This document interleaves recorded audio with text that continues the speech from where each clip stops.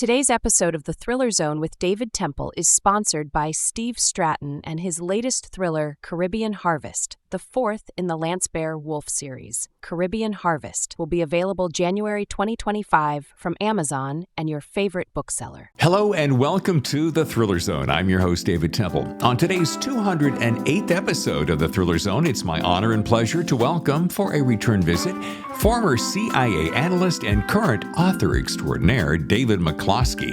David's latest thriller, The Seventh Floor, is everything you've come to expect from this seasoned creator. One quick note before we begin. If you'd like to hear some of our warm-up foolishness, stay tuned to the end of the show to enjoy some behind-the-scenes chatter in our green room. All right, now, without any further ado, please welcome my friend David McCloskey to The Thriller Zone. I love the fact that we can shoot out of the gate talking like this because I was thinking about this, because I've been up for a few hours, I've been thinking about this.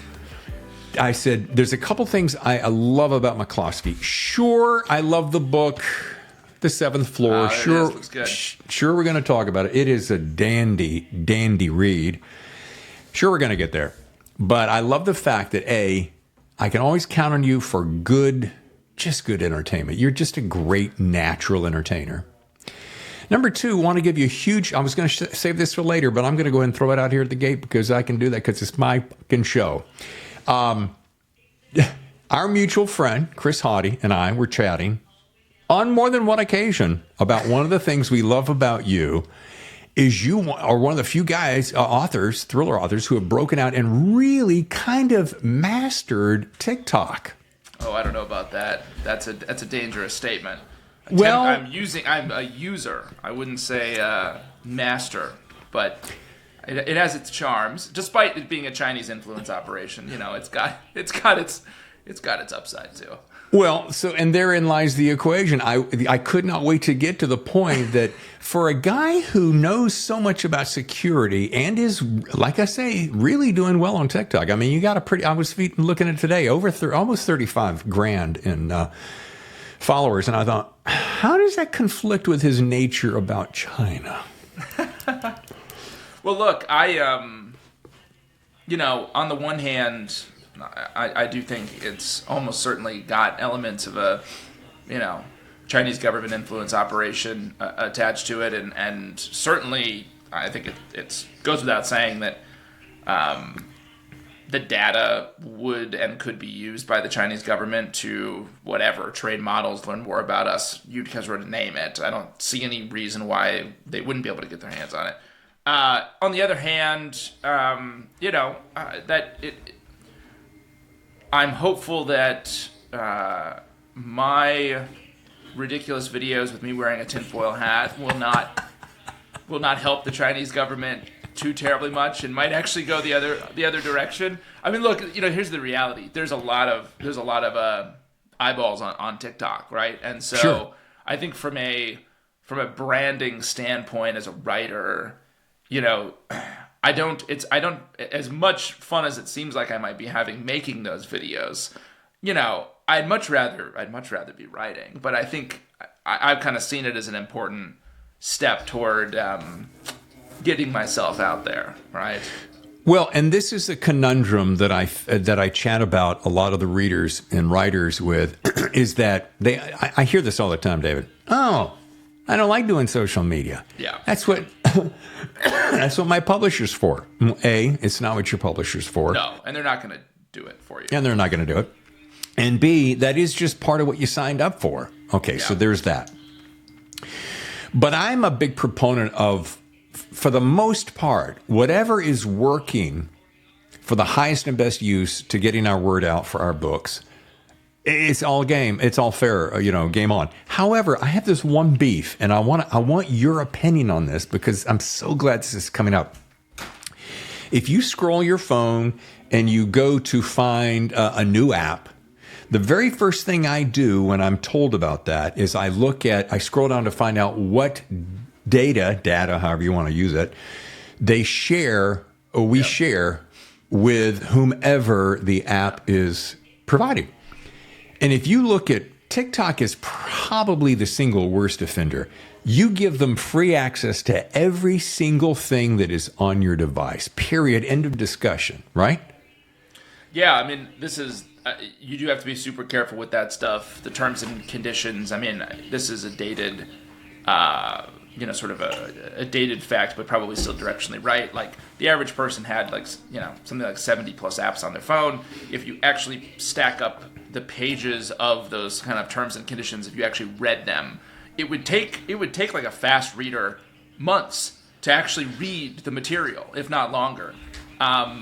So we are in this kind of, I think, bizarre situation, just bring it to writers, where you really, this stuff can be extremely helpful to building a brand and getting the word out, and at the same time, it's, stealing all your privacy. So you have to be really careful. I mean, if I didn't feel the need to try to sell books and get the word out, I would have a flip phone and I wouldn't have any of this stuff, period, I think I would just go with a burner.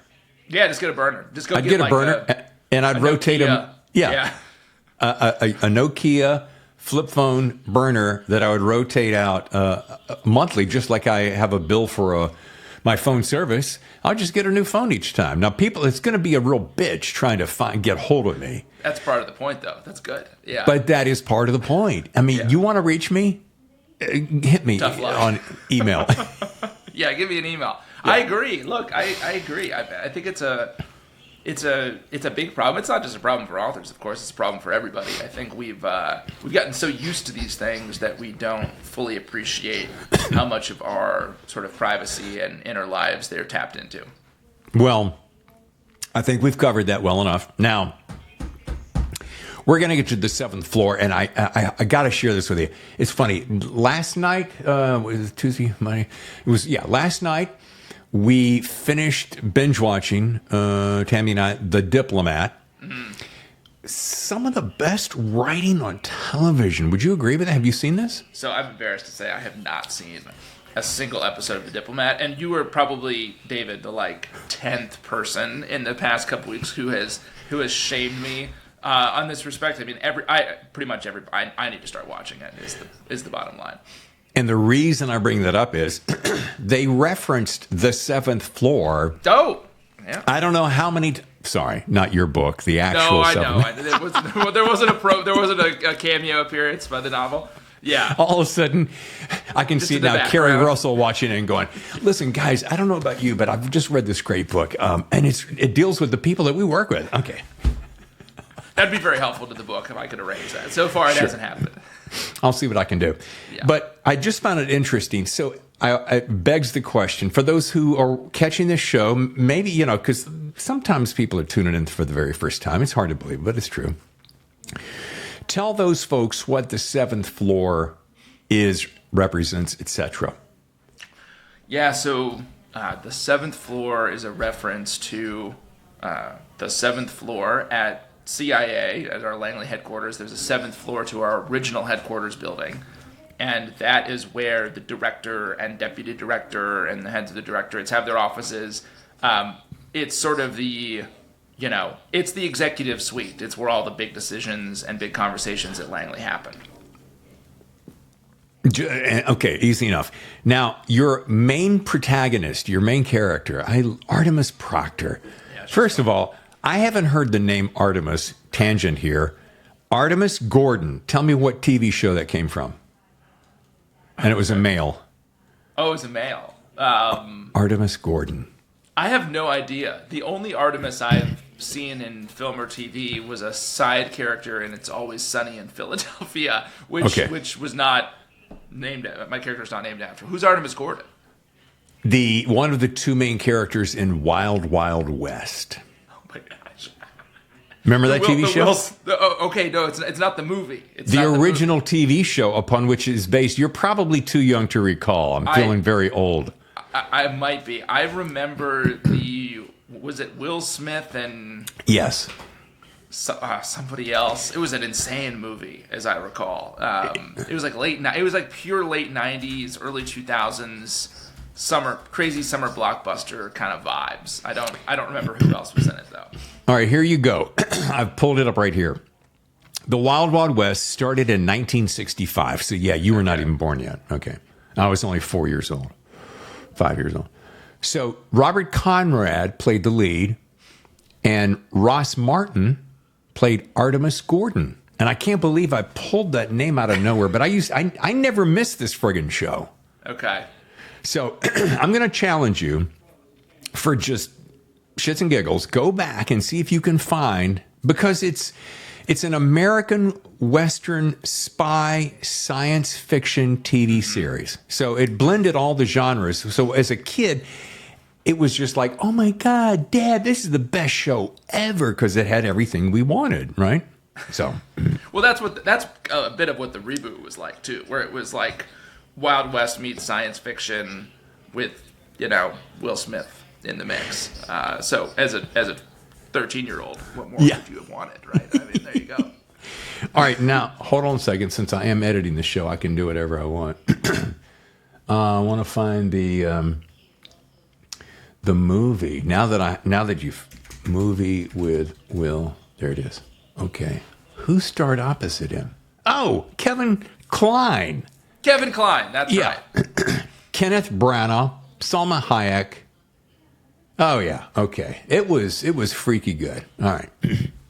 Well, I'm not sure about that, but I remember having good vibes about it at the time. I mean, I'm not sure. That seems like, just as I think about that movie, one of those movies that if I were to watch it now would have probably held up terribly from that time period. But who knows? Well, there are various reasons that it may not hold up well, all of which I will not go into at the moment. So, back to Artemis Proctor, your character, probably one of the most fresh, original characters I've run across in a while. But it is not a spoiler to say that she faces a good many challenges since being ousted from the CIA. That's not a spoiler, right? I mean, that's... No, okay. It happens pretty quickly in the book. Yeah. What I want to know is how she came to be. It's just my own personal fascination. I'll have to crawl inside the wormhole of your brain and figure out, where did Artemis Proctor come from? Yeah, so she, she's been in all three of my books, and in each one has taken kind of a larger role. So she is very much a secondary character in the first novel, Damascus Station. She's this sort of surly, moderately deranged, chief of station in Damascus. In the second one, she has a bigger role. She's running this thing called Moscow X. In the third one, she starts off running that, and then, as you mentioned, she gets kind of, run out of town after some stuff goes sideways, which, Proctor being Proctor, things tend to go sideways on her. She is one of those characters, David, where, like, you start writing her, and at the time when I was writing Damascus Station, I had, like, a couple case officers in mind as kind of the starting point for some of her personality traits. And she quickly just started to write her own scenes, would be the way I would put it, where I would start with a concept for a scene, and Proctor would be in it, and she would just kind of do her own thing. And so it's a bit bizarre to say, but she really feels like somebody who I didn't create, but who I just met in the process of writing, and then I start to tell her stories and sort of, describe or just write her voice, because it's so clear. Yeah. And that exactly is what you want with any good character, right? Is like the writer doesn't feel like it's not me, and I'm not feeling like I have to just kind of churn to create authenticity or to find her voice. It's just kind of there. It's a beautiful thing. Yeah. Who was I speaking to recently that did this? Bob Dugoni was saying that he finds that when he's truly in the flow, my words slightly, not his, that he literally can sit there and transcribe. And I will agree with that. I always find that when those, you can call it the muse speaking to you, your channel being open, whatever you want to, however esoteric you want to get, that's when you're truly in that flow. That's when you're just like, oh, I'm doing what I'm supposed to be doing. And why in the hell get in the way of that happening? So when people go, well, I have to have a very specific outline for this. And then what if the muse, we'll use that, shows up and Proctor starts just kind of, you're just dictating, so to speak, kind of throws the rules which I'm not a big fan of anyway, out the window, right? Yeah, I think so. I know lots of successful writers who outline. I cannot do it. I find it really boring, and the stuff that I come up with doesn't end up working on the book anyway, so I've just abandoned the effort. And I do find, to your point, that like the more structure I try to impose early on, the more predictable it makes it, and the less likely I am to find those scenes where I'm just there transcribing something and the voice is really, you go back and you'll edit it, of course, but in the moment, you'll kind of get a bunch of really good, authentic stuff out of that, whatever that is being untapped or undammed. And I have found, I have never sat down with a pretty rigid outline and said, okay, I'm going to write this scene today, and then have that process we just described come out of it. Like, it's always much more organic and kind of, just out of the blue in many ways, I find. Well, that's where the artistry, in my opinion, kind of comes from.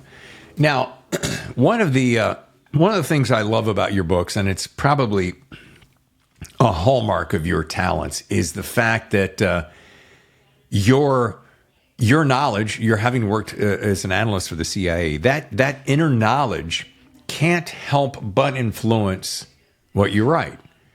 So in this book, you're exploring these dynamics of the mole inside the CIA. And I wonder, and it's so funny, Tammy and I were talking about this over breakfast.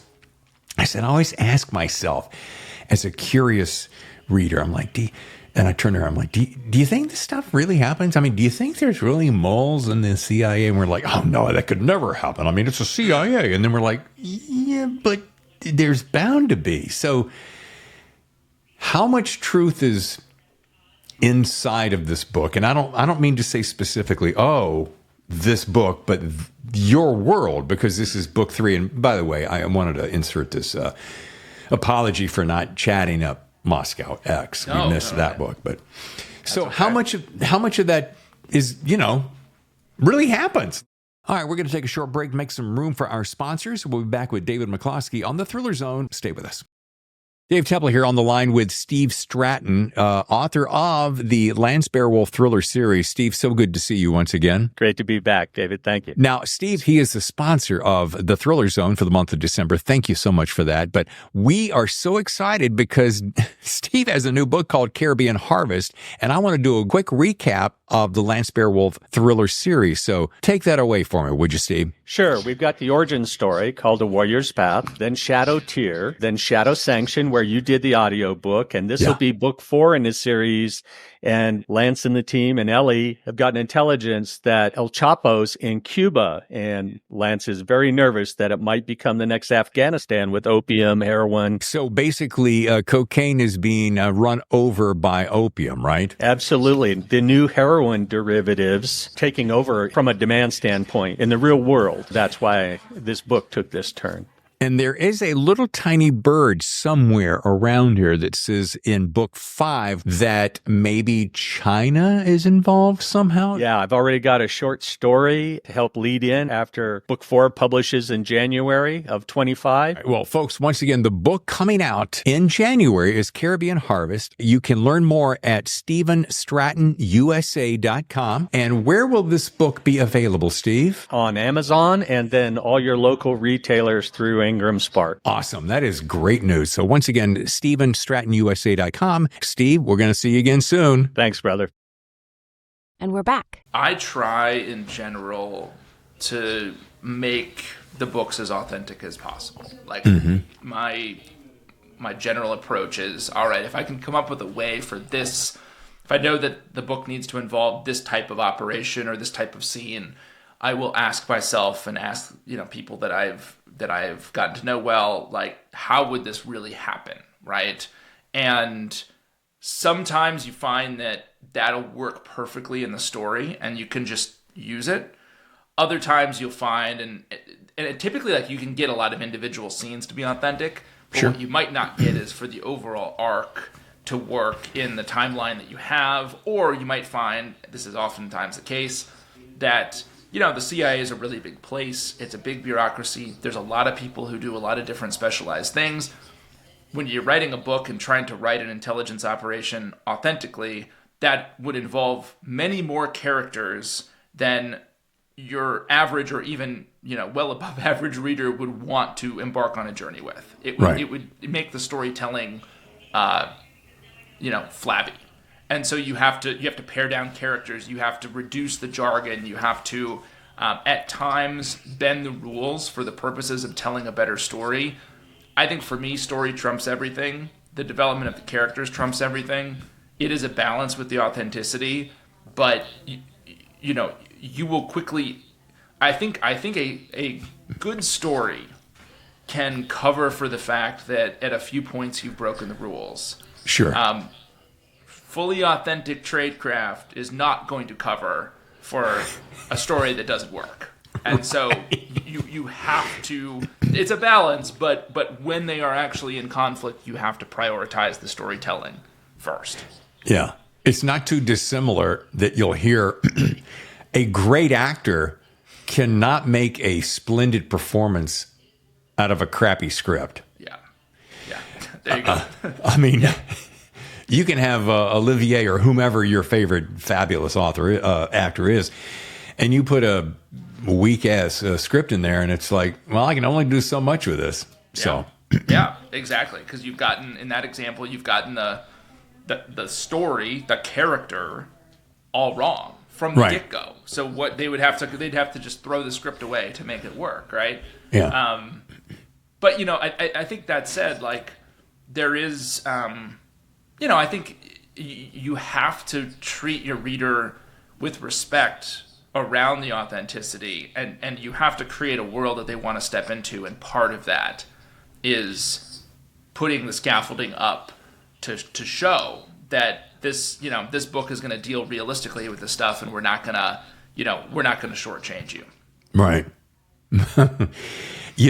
Between you and I.S. Barry, I think you're two of the finest writers crafting this kind of espionage thrillers today. I mean, Peacock and the Sparrow is a phenomenal book. Alana's book, yeah, she's remarkable. I couldn't recommend it highly enough. It is one of those books, and this is all about you. Seventh Floor, all about you, baby. But since you said that book is it's not a surprise that she won so many awards. I mean, it's just flat out stinking great. Yeah, I agree. But you guys, you're in a league all your own. And, who doesn't love the world of espionage and intelligence and counterintelligence and all that stuff? Yeah. And while, I know it sounds like a Captain Obvious statement, what I mean when I'm talking about realistic portrayal of espionage, and it's so funny because it probably wouldn't do you any good if you and see if I'm clear on this. If you took real true blue trade secrets that you can't even share inside the system and you shared them in a book, you wouldn't be, it might be great reading, but you're not doing your country any service. That's true. And honestly, it probably wouldn't be great reading. You know what I mean? I mean, a lot of the kind of most sensitive stuff would be highly technical, right? Like the reader would be bored. And you would be revealing, crippling state secrets. So you'd be doing yourself no favors, and you'd end up, with the royalties impounded, maybe in prison, and no one bought the book anyway. So there you go. So it doesn't sound like and you wouldn't have your TikTok following. And you wouldn't. And I would lose. I would lose the crown jewel of the TikTok following. The Chinese would be very disappointed. Yeah, to have me off the platform in prison. Now, if I know anything about authors, we're sitting here talking about The Seventh Floor, and we're very excited about this. And I know it's been out for a while, but I got you when I could get you, and I appreciate that. But I always ask myself, is David going to be is this the permanent wheelhouse for David? Is this the genre, the specificity, whether it's a series that continues with Artemis or not? Do you see yourself always writing in this specific slot? For now, yes. I don't have any plans to change. And honestly, for me, that's because I think you can do I think the range of possibilities in an espionage story is really tremendous. You know, you're dealing with, you can deal with really like high concept techno thriller kind of stuff. Sure. You know, worlds at stake, blah, blah, blah. You can deal with really personal stories about the people who were caught up in this business, but it's really more of a personal story about them and everything in between. You kind of have the full gamut of the human experience. You can do stuff all around the world. And you're dealing ultimately with questions around loyalty and betrayal and identity. I mean, you're dealing with these sort of evergreen issues that I think it's just, there's so much to work with in the genre. You could, I mean, a lot of people do this work in the space, but work in historical time periods, Cold War, even before. So like, there's a lot of territory here that I think is really exciting, and I've really been enjoying, you know, kind of writing in this conversation. And I think for me, it's my favorite subgenre or specific genre. I love espionage. I like, you made a great point. There's an entire world that you can happen in. And so many of the forces, evil forces, we'll use that phrase, that surround us, I don't know, have always surrounded us and will, let me see, probably always surround us. So there's going to be fodder forever on which to write. Yeah, that's right. That's right. There is something inside your book in the acknowledgments, and I highlighted it because I just thought it was so cool. You start off by saying the third one came a little easier than the second, but not by much. Why is that? Yeah.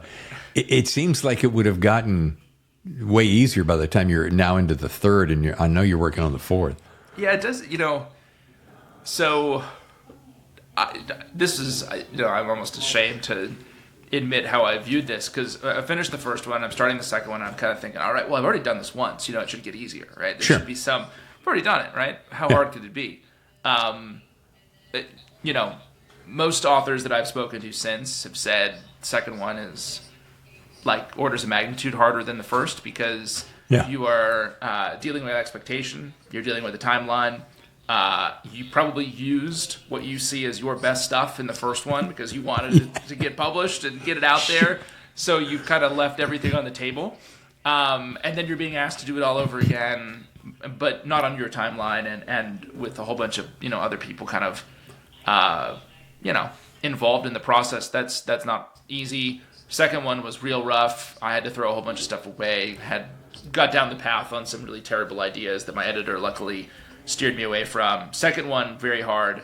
Third one, easier than the second one, but maybe harder than the first, because I think what I am seeing is that there is more. I think every time, like now, between books one and I'm writing, I'm pretty close to done with the fourth one. Like, you have to do more to manufacture or find the story, I think. It's not, and maybe for me, maybe the fifth one will just kind of come more naturally, and they'll all have it'll all be a little, you know, different for every book. But I've just found that, you know, I kind of have to do more each time to make the stories feel crisp and fresh and original, and it's, you know, you hope when someone's reading the book it feels really natural, but as you're writing it, it can start to feel a little bit less natural, to be honest with you. Sure. That's been my experience. You know, I'm sure other authors would have a different one, but the advantage of, you know, now being almost 4 in is, you know, there are points in the process, and they've happened in every book, where I say, this isn't going to work, I need to throw it away and be done. And now I have, you know, 4 prior examples of feeling that way and pushing through it, and so I know that I can overcome those obstacles, which is helpful to have that mental frame when you're tackling a story. I always find it so fascinating, and I can tell you a number of authors, and I'm talking about hitters, ballers who have really, you know, knocked it out of the park, will say a similar thing. Oh, geez, Dave, when I came up to the plate on this one, I was sure I was going to strike out. What? But you did a hit after hit after hit. Yeah, but you don't know if you've lost the secret sauce or the juice or whatever. And I'm making a little melodrama out of it, but it is true. And I think that's just flat out human nature. I think it's just us going, maybe I do suck. Maybe they're going to find out I do suck. Yeah, it's an imposter syndrome thing, for sure. And it's the reality that the work, which I'm sure has some analog with other jobs, but it's the kind of thing where you have to kind of sit in a dark, quiet place for a lot of the writing season, and you might think pieces and parts of it are good, but maybe you're not sure, and then all of a sudden it kind of, you have to show it to people or you have to publish it, and then everyone gets to decide if it's good. So there's not this thing where like every day I'm sending my chapter to the committee who then says, good, job well done, go and have your gin and tonic and enjoy the evening, so it's this, I guess what I'm getting at here is like the feedback loop is a really long one, and so you can work for I worked for 3 months on a concept for the second book that I ended up throwing away, and wow, it just and it's because I wouldn't have been able to tell. I probably could have told myself or found out a little bit earlier than 3 months, but like you kind of have to do that work to find out what works and what's good. There's just no way around it. You have to keep putting words on paper, and you're not going to get real-time feedback as you're writing on the execution of the story. It just doesn't work that way, and so it's lonely. It's ultimately, as I've said in a couple of acknowledgement sections, I think in my books too. Like it's a team sport, but it's a really lonely team sport at the end of the day. Yeah, because so much of it's spent in solitude. It's so funny. I find myself, I'll get a nugget of an idea, and I'll just sit there and marinate it. Maybe marinate on it a little bit too long. But I will spend weeks, if not months, just going, okay, now there's the concept, and then I'll just kind of let it all congeal. And then after I've really knocked it around long enough, then I sit down and bang it out. And to your point, and this is kind of interesting, is that as you start writing all those ideas that you had that you thought were famous or fabulous, that they were in your head, you start going, oh, that's not really not really all that interesting, actually. Yeah. So that drama in your brain was way more interesting. So sit around with a gin and tonic and just enjoy more of that drama in your brain. Well, yeah, and that is the story of like everybody who has 2 chapters of a book on their computer but then didn't push it any further, because it's not that that's actually easy. I mean, coming up with original ideas and even writing a couple chapters is not like an easy thing to do. Right. But you will find that, to your point, most of those ideas, when you write them down, you're like, oh, that doesn't work. Or you've got to write it down. You know it doesn't work. You need to come back 3 months later, 2 months later, a week later, and make it work. Yeah. How do you make it work, right? You take an idea that worked 50%, and you need to take it to 80% so that eventually down the road you can take it to, all the way. For me, the writing has really become about the editing. It's about sprinting to get the really, really shitty first draft down on paper so that I can actually start the process of making it, a good book, as opposed to, 120,000 words of ideas that kind of flop, right? Well, you've just set myself up for. By the way, I'm sitting here clocking. Let's see, I've got this pretty well. Let's see, 382 and a quarter pages. So you're probably what are you, around 110, 115? Yeah, I think it might be closer to 120, but you're not far off. Okay, it's like 115 plus, I think. So that's a good. Yeah, you've got your sensei skills working there. Sensei. Well, you know what it comes from, and people are asking me constantly, and it's amazing when they ask me this. Well, Dave, like they're going to get an inside scoop to get on the show or something. is there a secret number of pages that need to be done? I'm like, well, no, dude, just write the effing story. Just whatever the story is, write the story. Now, I will tell you, I do enjoy the sub 400 books a little bit more, only because I'm reading so many of them. Yeah. And so if you're clocking that 300, 310, 320, I'm a little happier than the 450. Just because of the time involved. Anyway, you have teed me up for the perfect way that I wrap the show, and you know we did this back in your very first one in Station. It's your best writing advice, and it sounds like you just kind of gave some of it, but I know that it tends to graduate and mature and marinate with time. So what kind of juicy inside secrets from the world and international famous David McCloskey can you bestow upon us? Kind sensei. I'll give. I mean, obviously, there's a whole rabbit hole we could go down on this. Please do. We'll probably have a ton of fun, but I mean, I really do think that like the centerpiece of it is writing to a word count every day. That's a huge part of it. Mm-hmm. For me, it's somewhere between 1,500 and 2,000 words. It's not success if you miss it. And if you get over it, it doesn't mean that the next day you get to reduce the total. So it's 1,500 to 2,000 words, more like 2,000. You'll find that if you write 2,000 words a day and you do that 5 to 6 days a week, turns out at the end of the year you have a book, right? Yeah. There you go. That's one. Two is you should probably be spending time longhand copying the prose of authors that you respect and who you would like to emulate. And it's not that you want to emulate them word for word, but I think that if you take a book that is really, really well written and spend time every morning writing long, copying paragraphs out of it or pages out of it longhand, you will absorb the style and the choices of that author.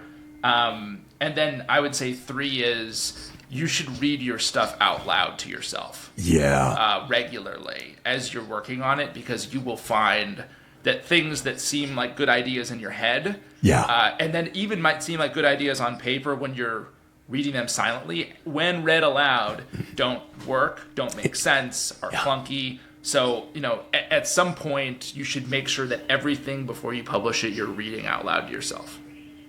All right. Well, 2 things I want to unpack there. Number one, I had never heard write longhand, one of your favorite authors. That's really ingenious. You'll hear people go, oh, just read the book, check. Read the book and tear it apart, whatever that means, check. But to actually pick up your favorite author, which I want to hear one of your favorites that you would do this with, because you must have to come up with the solution. But then to draft it longhand, that's really ingenious, because you are kind of systematically, electronically, there's a better word for it, synaptically breaking that into real cognitive understanding. Yep, that's right. That's right. And in a way you can't even really consciously articulate. You're absorbing elements of their style and choices they make around syntax and words, and it's really helpful, I think, for improving the craft. I've done it. I'm doing it now on a Michael Chabon book, The Yiddish Policeman's Union. He doesn't write spy fiction at all. I don't think it matters what genre you do this in, by the way. I just think that he is a preternaturally talented storyteller and prose stylist, and so I want to, if someone at some point was like, oh, you kind of write like this guy, that would be like the compliment of my life. So I've been doing it on the Yiddish Policeman's Union. I've done it on a Le Carré book. I think I did it on the spy pieces of The Spy Who Came In From the Cold, because I think in the genre, I mean, Le Carré's prose styling was he's just to call him just a spy novelist is sort of to reduce the man, Right. So I've done work on both of those authors, and it's a tedious thing, right? I mean, we're not accustomed to writing longhand anymore. Sure. So your wrist starts to hurt after a while, but it's a really useful thing. And then the third thing is so good because, and it's so funny, because I do audiobooks, I will find myself getting someone's book, I'm being hired to do it, and then I'll hit we'll say a particular chapter, and I'll call them up and say, hey, David, this one chapter, this one segment, you wouldn't be a good example because you would have already done all this homework, but let's say it's a beginner author. I'm like, are you sure that this is the essence of what you want to say? Or I'm going to respect that. Can I place some leeway inside this chapter because it audibly reads more like visually read, and I want it to be more musical to your ear. And 9 times out of 10, they go, yeah, knock yourself out. And I'm not changing the essence of what you're saying. Right. I'm merely interpreting it so that it feels more natural. Does that make sense? Oh, absolutely. And I think you're probably doing some of the work there that the author missed or decided not to do. And again, I think honestly reading it out loud for me it rarely changes the substance in the way that actually editing it formally could, right? Right. But it is adding a more lyrical lens to it so that I am trying to appreciate how it will sound when actually read, right? Yeah. And I do find that absolutely does not detract from the styling of the prose or anything like that. It improves on it, right? It makes it more musical. Yeah, and I would love to impress you or impress my audience or highlight something by pulling out a particular segment of this story. I'm not going to do that. And because I could show you exactly where a particular scene would be, and I would say, what if I just made it a little bit more in the common vernacular? And because sometimes you'll have writers write like "tori." I'm like, well, and I'm not naming anyone here. Do people really talk like that? Well, that's what you pick up if you actually read it, because you'll be like, this isn't how people speak, right. and you can, I think, detect some of the unnaturalness. Like if you have written something very purpley in sort of purple prose, like a good way to find it is to read it out loud, right? And then just to make it more simple, trim it down, right? Well, and I think the best example of this probably is, I'm thinking of Elmore Leonard. I'm thinking of Don Winslow.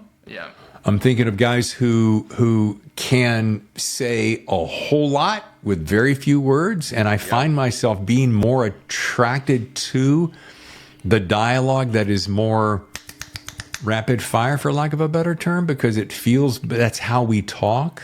Anyway. Yeah. No, that's right. I mean, Elmore Leonard has that great line, or someone asked him once, and I'll butcher the question a little bit here, but someone was basically like, why have your book, can you explain the popularity of your books? And he said, well, I just leave out all the parts that people skip. And, it's true. When you read his books, they're very sparse and economical, and yet he's leaving in the luminous details around, dialogue and scene setting. Like it's sparse, but it's all you need as the reader to let sort of your mind unlock the world of the story. And that's why he's an amazing storyteller. And you just said the best thing ever, and that's this. I always want to say, and it's kind of cliche, but you'll get it, give the reader some credit to use their own imagination. Yes. So in other words, if you're just bullet pointing some things, I notice, and I'm thinking about this with Diplomat. A lot of times, in acting, all you have to do is maybe a look or an expression, and you've now said volumes. Yep. So I think it's a great lesson.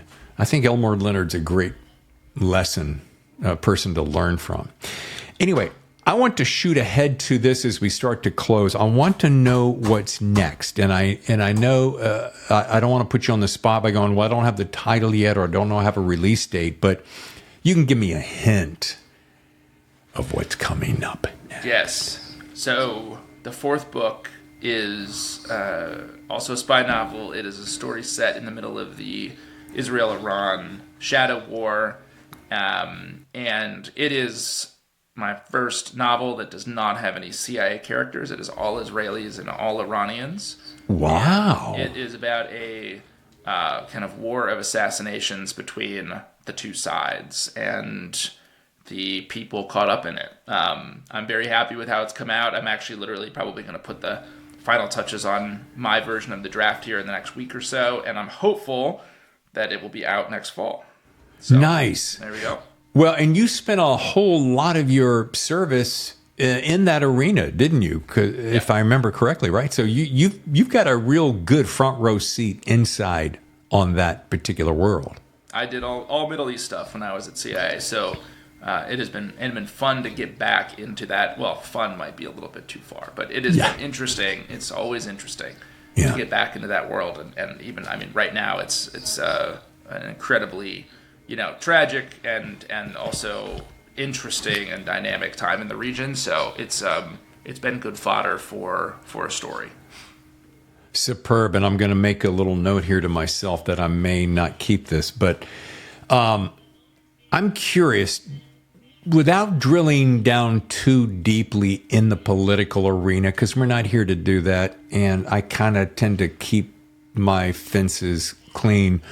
But do you think, with the current state of affairs in that part of the world, that we have, let me just say it this way, shit the bed, or are we working toward a truly cohesive alliance in the right way? Can I make that as nebulous yet pointed as I possibly can?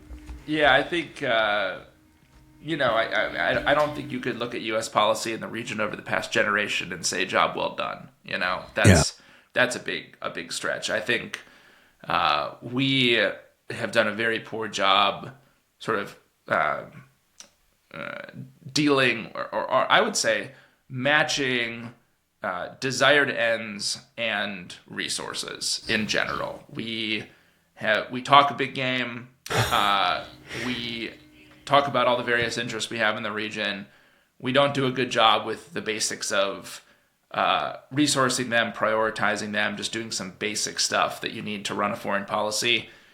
We bring the same people back, administration after administration, who have overseen the bad policies. And no, it's I think closer to the shit the bed end of the spectrum than doing a good job. Now that said, we have a tendency, I think, when we encounter this region, to make it about us and to sort of turn the dynamics, good, bad, ugly, otherwise, in the region into stories about American foreign policy first and foremost. I think that's usually not true. I mean, oftentimes it can be, right? You look at the Iraq War and you say, oh, that's a story about American foreign policy, right? But I personally don't believe that, we are at the center. I think we have a real case of main character syndrome when it comes to the region. It's oftentimes not true. So we just need to be cautious about that. That said, we are, a critical foreign actor in the region, and one that does still have a tremendous amount of influence and and resourcing to bring to bear, and we need to figure out a way to stop squandering it every time we step foot in the region. I would not give us high marks over the past 25 years on Middle East foreign policy. Let's put it that way. Okay. Well, I knew you'd have a very good insight on that, so thank you for doing that for me. Absolutely. Well, I cannot wait to hear what the next book is going to do. I mean, there's one thing that I can always count on you for. Like I said at the beginning, great entertainment, good laughs, and fantastic writing. Well, thank you, sir. I appreciate that, and I very much appreciate you having me on. This is always fun. So good to be with you. Well, I appreciate it very much. And folks, if you want to learn more, go to davidmccloskeybooks.com. And of course, as we said earlier in the show, the book has been out. I'm late to the party, but I've always said it doesn't matter how late to the party I get, just that I show up. Yeah, that's right. That's right. The book is not past its sell-by date. You can go and get it and read it right now. Nothing's stopping you. Yeah. Well, I wish you luck at the batting cage tonight, pre-gin and tonic, and then a later evening of post-ball smashing with your own cocktails of choice. Since this is airing later than the big vote between us girls, I'll be very curious and somewhat nervous to see what the results will be. Yes, we'll all be watching with bated, gin-infused breath tonight to see what happens to our dear country. And folks, I want to make this an official gin and tonic night. I heartily approve that endorsement, David. Yeah. David, thank you again, man. No, thank you. Great to be with you. And now for those of you who'd like just a little bit more of the dueling Davids, here's our conversation inside the green room. Enjoy. Look at this face. Woo. How are you, sir? Look at you. You're having an espresso. You're wearing stylish glasses. Look at you. I would expect nothing less, by the way. I'm not puppy in her crate so that she wouldn't blast out our speakers in the background. What kind of puppy is it? A gorgeous yellow lab. Oh, wonderful. That's wonderful. Got her, 7 weeks ago? 7 or 8 weeks ago? Like 19 pounds, just, she's now 52 pounds. Yeah, that's kind of amazing how that happens with labs, isn't it? Are you like... So let's see. I assume is sleep like how do they sleep at this age? I'm now forgetting. I'm only remembering humans. They don't. No, the first couple of literally up until 3 weeks ago, we were up at 11, 1, and 3. Yeah. Now we've managed to get it to 4, but 4 o'clock is her wake. At 4 o'clock, at 3:59, she's like, "Hey, ready to play." I don't know. I mean, I got a vasectomy to deal with humans, but I feel like there's a threat of this happening again with her because we have a golden retriever who's very wonderful and old, and she's almost 11, and she's doing fine, but it's just she's 11, so I'm sensing that when the time is right, my wife is going to say, we need another one, and then I'm going to be in the same boat, waking up at 3:55 to take a dog out and hang out. Well, there are lots of advantages, as we all know. I swore I'd never have another dog after I lost my last one because I had to put her down put him down, and that I said I can't do that again. Yeah. But she has brought quite a ray of sunshine, and my wife, Tammy, is thrilled beyond measure. Well, that's not nothing, as you know. That's not nothing. If baby's happy, everybody's happy. Right. All right, so couple things just for you and me. Number one, have been glued to the set, the TV since, about 5:30, getting ready to vote. Not vote, but see what's, almost wore mine. And then I thought, God dang it, what is this going to be like? Am I going to wake up tomorrow, figuratively, and want to blow my brains out or be happy? Well, and you can fill in the blank however you think I lane. Exactly. I would be pleasantly surprised if we had any idea who was going to win tonight, period. Like, I'm hoping against a protracted season of chaos and insanity in our country, but these days, that's too much to hope for, I think. I mean... You are asking for a lot. I am. I know. So, well, I don't know, man. I'm taking my kids to the batting cages tonight so I can avoid watching coverage and... probably have a few gin and tonics and call it early would be my guess. So I'm going for the Zen mode here. Yeah. Now, are you having the gin and tonics while having batting practice, or are you simply watching the kids with batting practice and you're standing in the background with the gin and tonic? Oh no! What'll probably end up happening I'll go to the batting cages stone cold sober, and then I'll come back and have a couple afterward. I'm not a totally irresponsible father. Okay. Dave. Yeah. I wouldn't even.